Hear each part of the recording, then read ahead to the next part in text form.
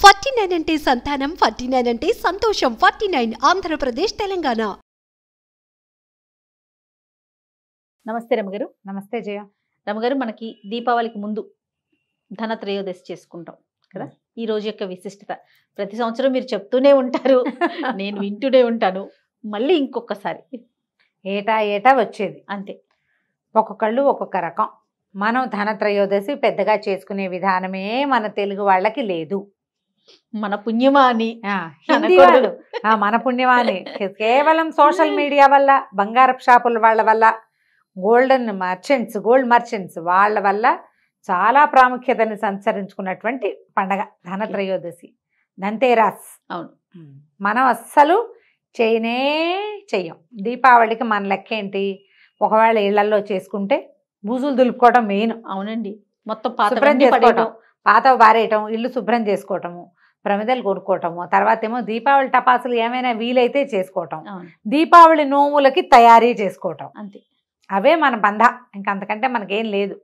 వాకిళ్ళు గీకిళ్ళు చక్కగా పేడతో మెత్తి నీట్గా అలికి ముగ్గులు వేసుకుని దీపాలు పెట్టుకునేందుకు వీలుగా చిట్టి ముగ్గులు వేసుకుని ఈ గందరగోళంలో ఉండేవాళ్ళం. మన ఒక 10-12 ఏళ్ల నుంచి ధనత్రయోదశిలో ముంచి తేల్చారు.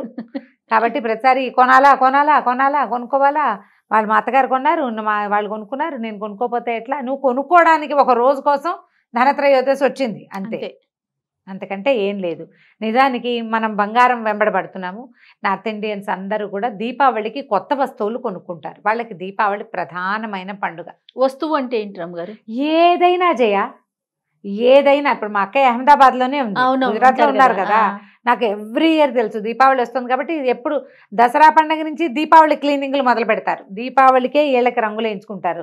సోఫాలు మారుస్తారు, సోఫా కవర్లు మారుస్తారు, కర్టెన్లు మారుస్తారు, కప్పులు మారుస్తారు, డోర్ మ్యాట్స్ మారుస్తారు. అన్ని కొత్తవి వేసుకుంటారు.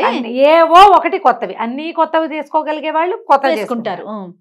కనీసం ఏదో ఒక కొత్త వస్తువు, మన కొత్త బట్టలు వేసుకుంటాం చూడు, అట్లా వస్తువులు ఏంటంటే వాటితోటి లక్ష్మీదేవి వస్తుందని వాళ్ళ నమ్మకం. ఎక్కువగా వ్యాపారస్తుల ఇళ్లలో ఇవి విశేషంగా కనబడతాయి. అవును, మొత్తం ఒకళ్ళ వాసన పక్కింటి వాళ్ళకి, మన ఇంట్లో మొగలి పూలు ఉంటే పక్కింట్లో కూడా వాసన వస్తుంది.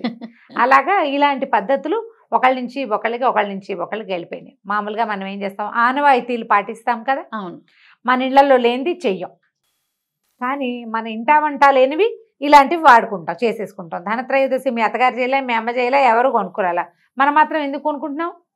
వీటికి మనం అసలు చేసుకోవచ్చా చేసుకోకూడదు ఉండదు. మనకి మీకోసం కామెంట్స్ వస్తాయి కదా, వాటిలో ఒక్క చోట కూడా ఉండదు రమ్మగారు. ఉండదు, ఈ విషయం మాత్రం ఉండదు. నేను ఏం కొనుక్కోవాలి ఏంటి ఉంటుంది. అవి అడుగుతారు, వేరేవి అడుగుతారు. ఈ అడగటం మా ఇంట్లో లేదు నేను చేసుకోవచ్చా అలాంటి ప్రశ్నలు వస్తాయి. మా అత్తగారు చెయ్యరు, నాకు చెయ్యాలనుంది, ఇలాంటివి కూడా అడుగుతారు. కానీ కొనుక్కోవటం వ్యవహారంలో మాత్రం సలహాలు అక్కర్లేదు, కొనేసుకుంటారు అంతే. మన మనసుని బట్టి అంతే.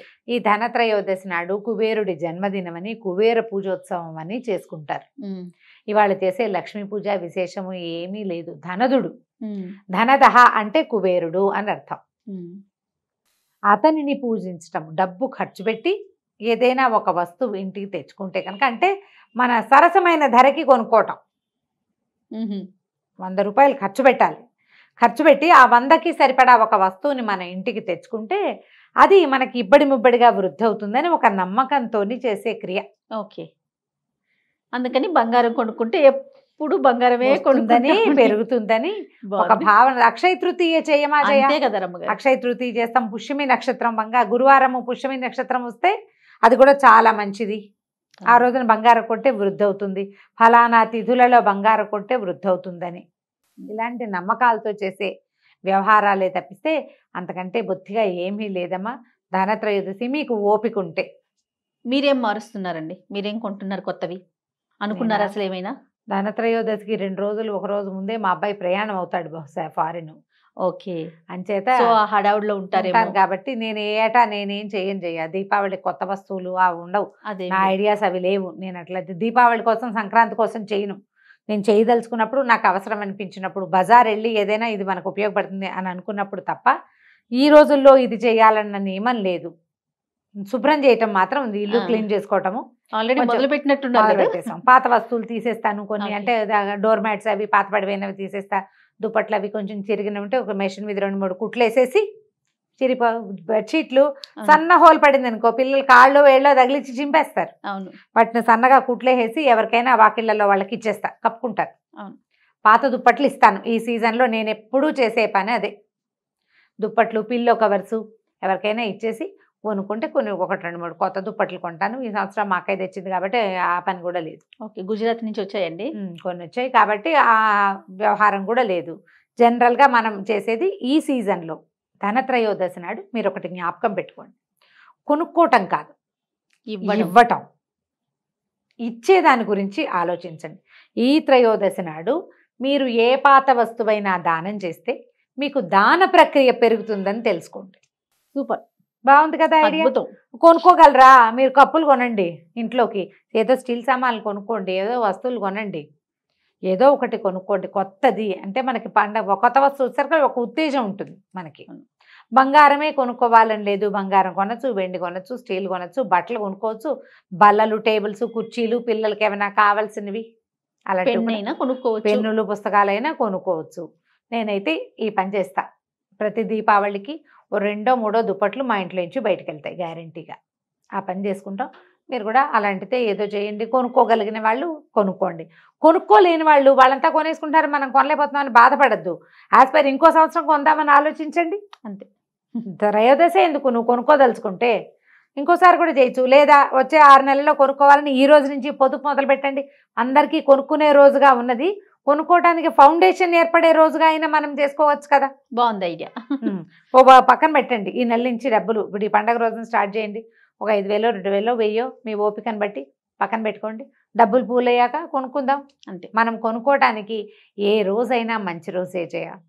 మన డబ్బుకి తగిన ఒక వస్తువుని తెచ్చుకుంటాం, మనం పారేయట్లేదు కదా. అవునవును. పారేస్తే రాదు, డబ్బును మనం ఇది మదుపే కదా, ఇది పట్టుకెళ్ళి ఒక వస్తువు తెచ్చుకుంటాం.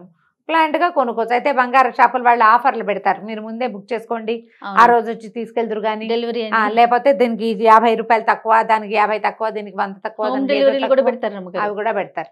గ్రామ్ మీద ఇంత తగ్గుతుంది, ఎంత బంగారం కొంటే అంత వెండి ఇస్తాము, అవన్నీ కూడా చాలా చెప్తారు.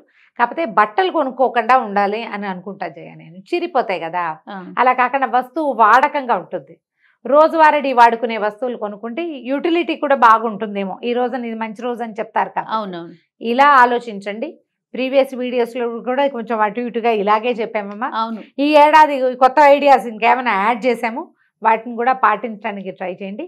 మీ సొంత ఐడియాస్ ఏమైనా ఉంటే వాటిని తప్పకుండా ఇంప్లిమెంట్ చేయండి. మంచి పనికి ఎప్పుడు కొత్తదనం కావాలి. అవునండి. కొత్త ఐడియాస్ యాడ్ చేయండి బెస్ట్ థింగ్స్ చేయటం కోసం. అనవసరంగా వృధాగా ఖర్చు పెట్టకండి, ఖర్చు పెట్టలేదని బాధపడకండి. హ్యాపీగా దీపావళిని చేసుకోండి. రైట్ రమ్మ గారు, నమస్తే. నమస్తే.